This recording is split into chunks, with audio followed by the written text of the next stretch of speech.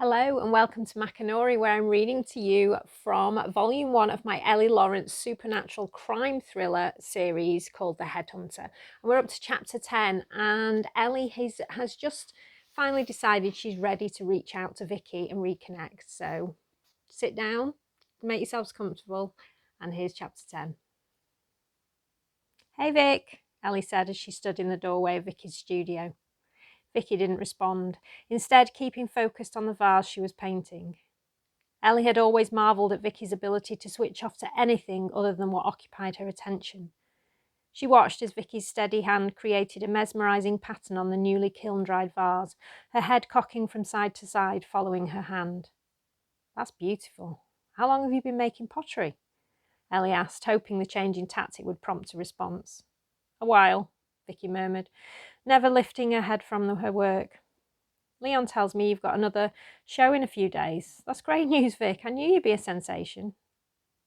Vicki stopped what she was doing and looked at Ellie, her auburn hair parting to reveal her ice blue glare. "The show's for the pots," she hissed, brandishing her latest creation, not seeming to care that the paint was still wet.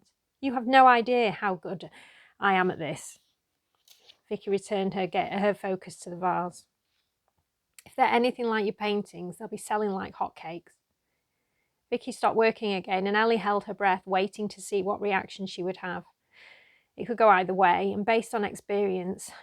"Whoa, Vicki, what the hell was that for?" Ellie shrieked, flinching as the unfinished vase whizzed past her ear before shattering against the doorframe. "You!" Vicki snarled, slowly standing up.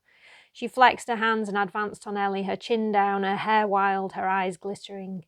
Ellie used all her willpower not to back away as Vicki advanced, stopping about a foot from Ellie. "You!" Vicki repeated, prodding Ellie in the chest. As tempted as Ellie was to massage the pain of the jab away, she didn't move, keeping her gaze fixed on Vicki's. "You left me, and now you think you can come swanning back in here, kissing my arse, and I'll forgive you?" Ellie stood firm, waiting out Vicki's outburst before responding. Finally, Vicki broke their stare and turned away. She walked over to her potter's wheel and slapped a fresh batch of clay on it. She switched the wheel on, and Ellie watched as her deft fingers moulded the clay, wetting it every so often to ease pliability. "Well?" Vicki prompted after a few moments. "What have you got to say for yourself?" She didn't look at Ellie, instead focusing on creating a replica of the vase she'd just smashed. "I have nothing to say for myself, as I don't need to explain myself to you." Vicki paused, and Ellie prepared to dodge a much heavier lump of clay, but Vicki resumed her work, not responding to Ellie's statements.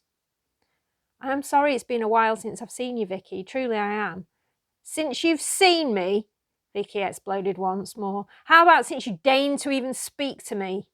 "Hey, that's not fair. Phones work both ways, you know," Ellie said, feeling the black ball bobbing inside her. Vicki always had this effect on her, and it tested her willpower not to let the wolf take over. "You've always called me. You've always come to see me. You can't expect me to know what to do," Vicki retorted, the vase having collapsed as Vicki scowled at Ellie. "I know," Ellie said and sighed. "I guess it's my fault for not encouraging you to communicate with us more." "Us?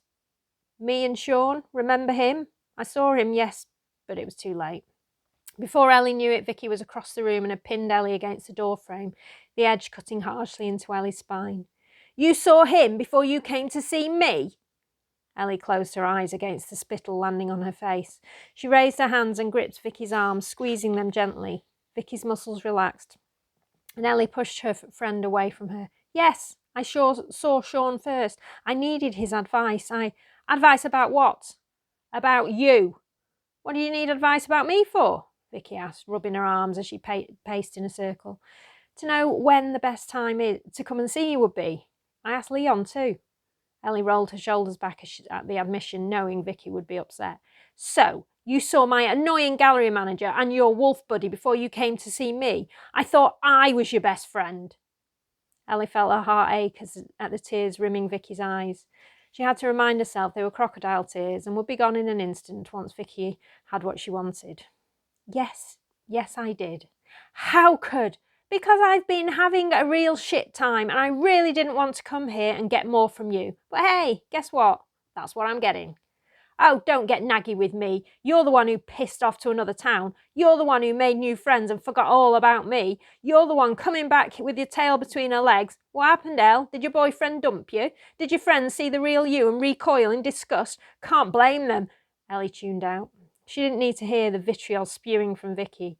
She knew her friend was only trying to provoke her, to bring forward the wolf, to prove she could still get under Ellie's skin. Still, Vicki's words hurt, and Ellie wasn't healed enough to listen. Have you finished? Ellie asked, noticing Vicki had stopped her monologue. For now. Good, as I've got someone I'd like you to meet. What? I don't see you for years, and now you want me to meet someone? Ellie ignored her and stepped outside the room and clicked her fingers. Oh, that's charming. Click your fingers and your boyfriend comes running. What is he, a dog? The words died on Vicki's lips as Loki trotted into the room and sat at Ellie's feet, his ears back, a low growl emanating from within. It's okay, Loki, she's a friend, Ellie soothed, but the husky didn't appear to agree. What is this? Vicki asked. This is Loki. I adopted him a month ago from a rescue place. Vicki didn't move. She simply watched Loki as she spoke to Ellie. So, how many other people or things have you put before me since you got back? She stamped her foot and Loki growled. Ellie shook her head, the gesture so reminiscent of the Vicki she knew. You know what, Vic? I don't need this. I came here to see you, to catch up, and let you know what's been going on since I saw you last. I hoped somehow you would understand why I haven't been in touch, but forget it. If you don't want me around, I'll go. Come on, Loki. Ellie clicked her fingers again, and Loki jumped up and followed her out of Vicki's studio. 10, 9, 8, 7. Elle, stop! Don't go! Ellie stopped at the top of the stairs and let her chin drop to her chest as she let go of the breath she'd been holding. Some things never change. Vicki had stared at the shattered remains of her latest creation. Would have been my best yet. She tried to recall why she'd thrown it, but she couldn't. Ellie was back. She was there, in front of her, talking about... Vicki wasn't sure, as she hadn't been listening. As soon as Ellie mentioned other people, she tuned out. Ellie didn't need anyone else in her life other than her. She had needed no one at Sackville, and she didn't need anyone now. The sooner she realised that, the sooner the two of them could get back on an even keel. Well, 3 of them. Vicki smiled at the thought, and excitement bubbled through her as it always did when she thought of him. Her gaze shifted from the shreds of pottery to the mutt Ellie had brought with her. Vicki frowned as she searched her memory. Loki, that's it. The dog stared back at her, its ears still flattened against its head. Vicki made a face, drawing a growl in response and a slap from Ellie. Aren't you listening to me? Of course I am, Elle, Vicki said, plastering a smile on her face and forcing her brain to sift through the information she knew she'd have taken in. You were telling me all about the friends you made, the trouble they dragged you into, and how you almost died. Oh, and Luca, who you think may or may not be dead. See? I was listening. Vic, Luca was the love of my life. I don't know... Ellie's voice cracked and she tailed off. Vicki didn't like the look she saw on her friend's face and felt anger towards the man who'd caused it. He's just one man, Elle. Forget about him. You have me now. You don't need anyone else. Vicki glared at Loki as she said the last few words, and the dog growled in response. Shh, Loki, Vicki's a friend, Ellie said, rubbing its head. Have you finished now? You know, catching me up? Vicki asked, dragging her gaze away from the dog to her best friend. Ellie sighed and looked down at her hands. Vicki threw her head back and groaned before looking back at Ellie. How much more?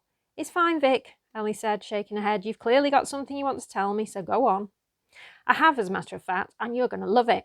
I've met someone, Vicki blurted, bouncing up and down on the sofa, bubbles of excitement popping inside her. Why aren't you excited? She asked, calming herself as she looked at Ellie, who'd raised her eyebrows in question. What's wrong? Look, Vic, I don't mean to be cynical or anything, but you're always meeting people, and then, after a few months, you wish you hadn't met them. Jar is different. Jar? Is that his name? Ellie asked and laughed. Don't be ridiculous. His name is Jared Walker. Vicki added nothing else, waiting to see if Ellie recognised the name. What? The Jared Walker?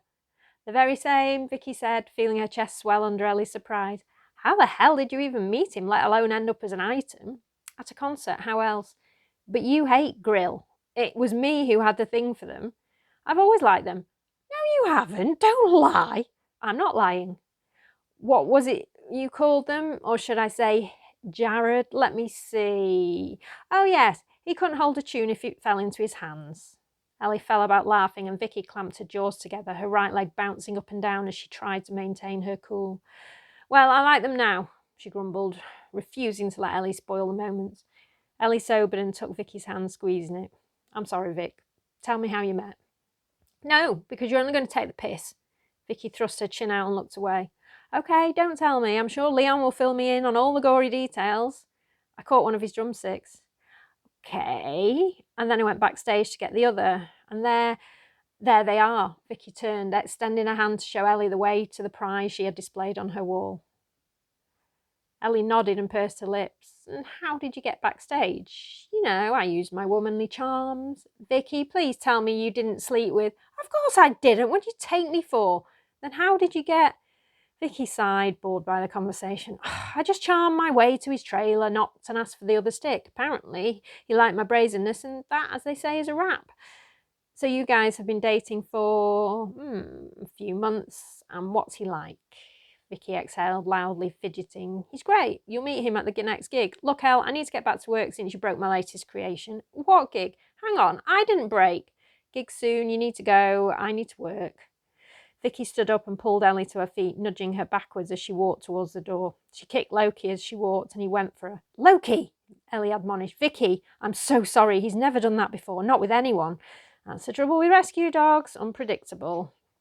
She glared at the growling dog and shut her studio door in Ellie's face. Now, where was I? So, how did it go with Madam? Leon asked, eyebrow raised, as Ellie wandered into the gallery to say her goodbyes. As expected, I guess.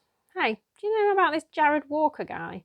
Leon rolled his eyes and nodded. Oh, do I? She wouldn't shut up about him. She still won't. Unless she wants to work, and then she treats him like she does the rest of us, like she's just done to you. How do you know? I have ears. When her ladyship has a tantrum, it's not exactly quiet. Besides, some of that vase, or whatever it was, made its way into the gallery. Leon gestured to the shards on the floor beneath one of Vicky's paintings, now decorated with clay dust. Don't tell me the painting's ruined as well. I'm sure she'll find a way to blame that on me too. Probably, Leon agreed, but it'll dust off. Don't worry yourself. So have you met him? Ellie asked, her curiosity about Jared Walker getting the better of her. Yes, I've met him, Leon said, nothing else, his gaze never leaving Loki as the husky explored the gallery. He better not leave his mark in here, Ellie. Don't worry, he's well trained. So what's he like? Who? Jared Walker, who else? Focus, Leon. Vicki won't fill me in, so I'm relying on you. Ellie watched as an uncharacteristic grin spread across his face. Let's just say Madam's met her match. In a good way. Really? Why? Come on, Leon, tell me. I need to know what to expect, as apparently I'll be meeting him soon at a concert. A concert? They see each other pretty regularly, so I'm not sure why you have to wait for a show.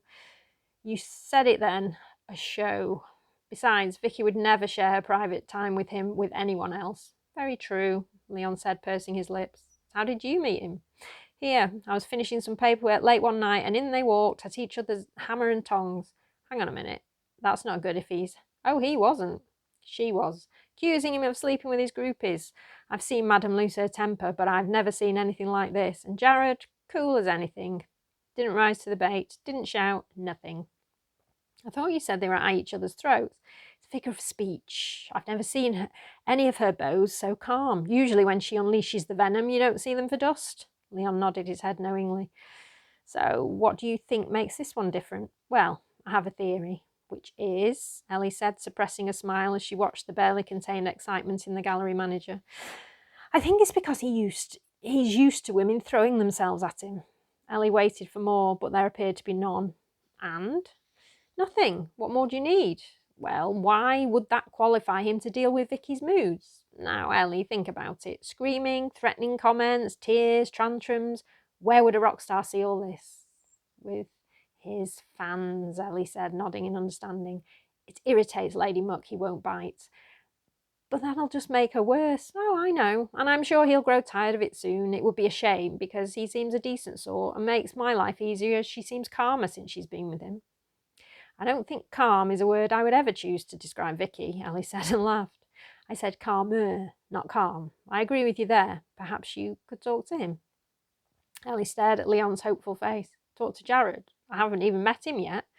I know, but I doubt she's told him about her issues and the medication she has to take. If there's any chance of him sticking around, I think he deserves to know what he's taking on. Also, I won't be around forever. Why, where are you going? Ellie felt her heart stop at Leon's words. There's no way she would find anyone else to manage the gallery and put up with Vicki.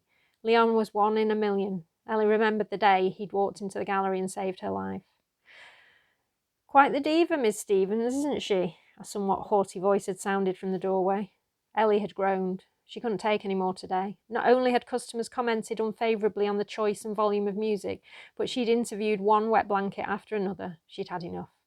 You have no idea, Ellie said, lifting her head off the desk where she'd rested it after the last interviewee left 30 minutes ago. Leon Crowther, the owner of the voice said, stepping forward and extending his hand. Ellie didn't respond immediately. She was too busy taking in the diminutive man standing before her, his voice the biggest thing about him. Leon Crowther stood barely 5 feet tall in a snappy navy blue pinstripe suit with a pink cravat pierced with a diamond tie-pin at his throat. His hair was dark and slicked back, and he had the darkest eyes she'd ever seen. From his skin tone, Ellie guessed him to be European. He reminded her of Scott Baio in Bugsy Malone. All he needed was the trilby. Instead, he had an umbrella hooked over his arm. I judge from your expression you're not expecting me. What? Oh, God, no, I'm sorry, Mr. Crowther, Ellie said as she finally offered her hand. He took it in his tiny palm and surprised Ellie with the strength of his handshake. Are you here to view some paintings? No, I'm here to interview for your job, Miss Lawrence. Hasn't the agency? The ringing of the phone interrupted him. Excuse me, Ellie said and picked up the receiver. Good evening, the Victoria Stevens Gallery. How can I help you? Speaking. Yes, I know. He's already here. No, it's fine. I'll call you tomorrow. Thank you. Ellie replaced the receiver. I'm sorry about that, she said. That was the agency, as you probably gathered. Yes, in their defence, I was rather a late addition. I hope you don't mind. No, not at all. It's just been a long day and a loud one, she said, cocking her head towards Vicky's studio. Why don't you make us some coffee while I ask Miss Stevens to turn the music down? Leon propelled Ellie out of the office. I don't think she'll... Let's just see, shall we? Up there? He asked, pointing towards the staircase. Ellie nodded and watched as he climbed the stairs. She held her breath, waiting for the screaming to start or paintbrushes to be hurled, but when nothing happened, she went into the kitchen and made the coffee. Ellie's head throbbed, and she wasn't in the mood to interview anyone else. Maybe he would come back the following day. She'd be fresher, and at least then he'd get a fair go. Happy with the thought, Ellie turned to leave the kitchen when suddenly silence reigned. Ellie flicked the lights to see if there'd been a power cut, but the kitchen soon illuminated. She held her breath again, waiting for the eruption. But the only sound was that of Leon's highly polished brogues as he descended the wrought iron staircase. Ellie wandered out of the kitchen to meet him, her mouth agape. How did you... She tailed off. Let's just say it takes a diva to know a diva, shall we? He said, taking a mug out of Ellie's hand and steering her back towards her office. Ellie, hello, are you listening to me? I said I wasn't going anywhere. Leon had hold of Ellie's arms and shook her gently to bring her back. Where did you go? Nowhere. I guess I just panicked when you said you wouldn't be around. Well, none of us are going to be around forever, are we? No, I was just remembering how relieved I was when you walked into my gallery that day. You've been a godsend, Leon. I hope you know that. Oh, I do. Now stop worrying, and can you take that dog out of here, please? He's becoming a little too interested in one of the installations. Ellie laughed. His name's Loki, and he'll be fine, honestly. Still, it would stop my palpitations if you could take Loki outside. Consider it done, Ellie said, and placed her hand on Leon's arm for a moment. Thank you, Leon, for everything. Shoo, go on. You must have other places you'd rather be, he said, raising an eyebrow in question. Ellie felt her mood darken and the clouds race back in. She shrugged and gave Leon a half smile. Not really. Give it time, Leon said, patting her arm as he ushered her and Loki towards the exit. I'll see. Loud rock music rolled down the stairs as the studio door opened. Concerts tonight! Get your glad rags on, Vicki yelled before slamming the door again. Looks like I do now. And that's it.